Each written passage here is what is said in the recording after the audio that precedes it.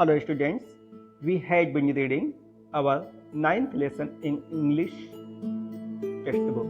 So please open your 9th lesson, page number 71. See from here. The wind that blows gently is called breeze. The wind, वो हवा, that blows gently, जो धीरे धीरे प्रवाहित होती है, इज कॉल्ड ब्रीज, वो ब्रीज कहलाती है। ब्रीज का मतलब जो है हिंदी में इसे हम समीर कहेंगे या मंद वायु, ठीक है ना, जो हवा धीरे धीरे हल्की हल्की बहे, शीतलता लिए हुए, उसे हम जो है ब्रीज कहेंगे। ये माना जाता है that this wind comes from towards sea, मतलब सागर की तरफ से ही आती है, जिसमें शीतलता होती है, ठीक है ना। तो the wind that blows gently is called breeze, वो हवा जो धीरे धीरे जेंटली स्लोली प्रवाहित हो, उसे हम ब्रीज यानी शीतल वायु, समीर कहते हैं, ठीक है। चलिए नेक्स्ट चलते हैं हम।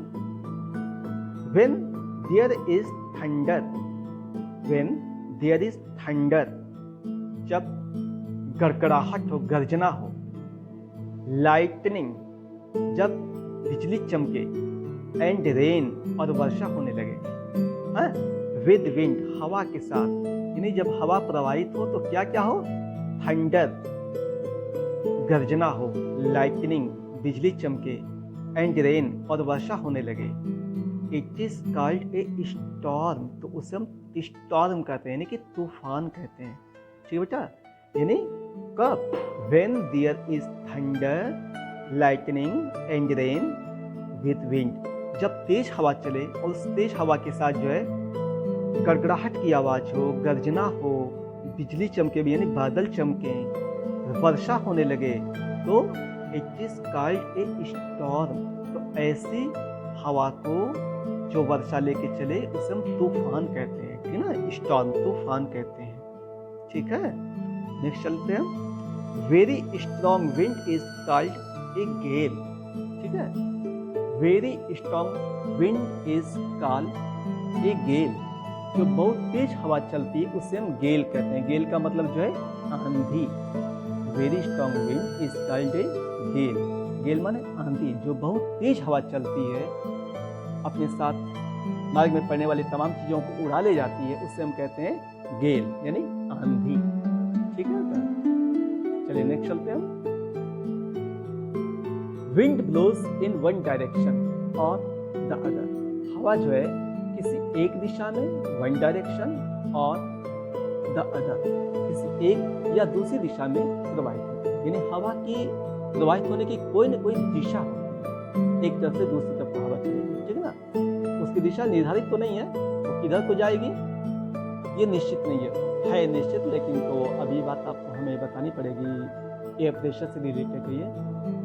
हवा हमेशा बेटा उच्च वायु दाब से निम्न वायु दाब की तरफ चलती है, तो ना, यानी जहाँ पे एयर प्रेशर अधिक होगा वहां से हवा प्रवाहित होगी किस तरफ, to that field where the air pressure is low, उस क्षेत्र में जहाँ पर वायु दाब नीचे हो, वहां पे हवा प्रवाहित होती है। हवा तभी प्रवाहित होती है जब एयर प्रेशर में जो है डिफरेंस है, ठीक है। चलिए हम चलते हैं अपने इस सेंटेंस में। Wind blows in one direction और द अदर, हवा एक या दूसरी दिशा में, किसी एक दिशा में प्रवाहित होती है। The direction of the wind shown by the wind vane, और जो हवा के चलने की दिशा बताता है जो यंत्र, उस इंस्ट्रूमेंट को हम क्या कहते हैं, उसे हम कहते हैं विंड वेन, ठीक है ना बेटा। वो विंड वेन कहलाता है, यानी वायु की दिशा का जो मापक होता है उसे हम कहते हैं विंड वेन, ठीक है। चलिए नेक्स्ट चलते हैं हम।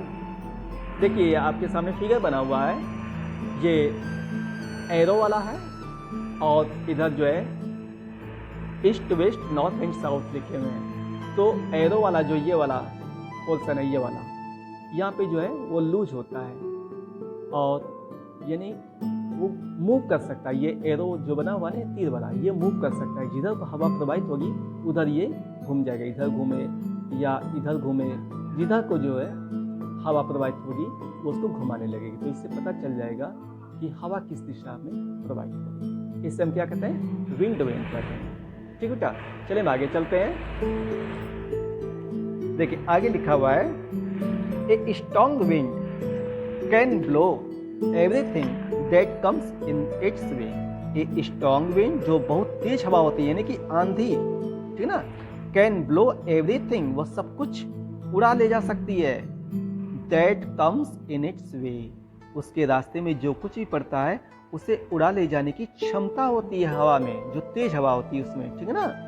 आगे देखिए, व्हाइल साइकिलिंग, व्हाइल साइकिलिंग जब आप साइकिल चला रहे हो, ठीक है ना, व्हाइल साइकिलिंग जब आप साइकिल चला रहे होते हैं तो क्या होता है? You must have felt, you must have felt आपने जरूर महसूस किया होगा क्या? That it is easier to cycle, it is easier to cycle कि साइकिल चलाना आसान हो जाता है। कब? In the direction of the wind, जिस दिशा में हवा प्रवाहित हो रही है उस दिशा में यदि आप साइकिल चलाते हैं तो वो आपको काफी इजियर महसूस होता है, ठीक ना। आपकी साइकिल बहुत इजीली आगे बढ़ती जाती है, स्मूथली बढ़ती जाती है, ठीक है ना।